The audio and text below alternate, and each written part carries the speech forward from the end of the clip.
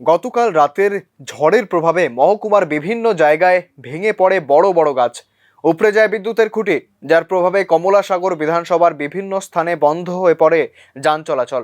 ক্ষয়ক্ষতি মেরামত করার জন্য কাজ শুরু করেছে স্থানীয় প্রশাসন ও বিদ্যুৎ দপ্তরের কর্মীরা। এই প্রসঙ্গে পদস্থ প্রশাসনিক আধিকারিক জানান, এনডিআরএফ এবং টিএসআর বাহিনীকে কাজে লাগিয়ে তৎপরতার সঙ্গে শুরু করা হয়েছে ক্ষয়ক্ষতি মেরামতির কাজ।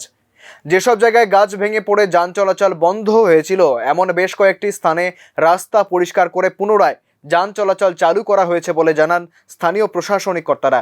এলাকাতে ওইখানে বড় বড় গাছ পড়েছে, একটু টিএসআর এবং এনডিআরএফ সবাই মিলে গিয়ে তৎক্ষণাৎ গাছগুলোকে রিমুভ করে যাতায়াতের যে এনএইচ এই যে রাস্তাটা আছে সেটাকে পরিষ্কার করে দেওয়া হয়, যাতে দ্রুততার সঙ্গে রাস্তাটা চালু করা যায়। তারপরেই রাত্রেবেলা আপনারা জানেন যে রামাল যেই আমরা সারা রাত্রি পুরো ব্যাপী বৃষ্টিপাত হয়েছে, ঝড় হয়েছে।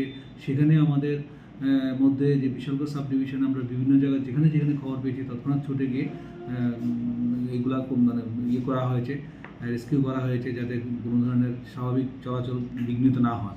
তারপরে আমরা যখন ভোরবেলা থেকে আমরা খবর পেয়েছিলাম এদিকে কমলাসাগর এলাকাতে কিছু গাছপালা পড়েছে। প্রতিবারেই এটাতে বৃষ্টিতে ঝড়ে এটাতে হয়, এটা আপনারা জানেন।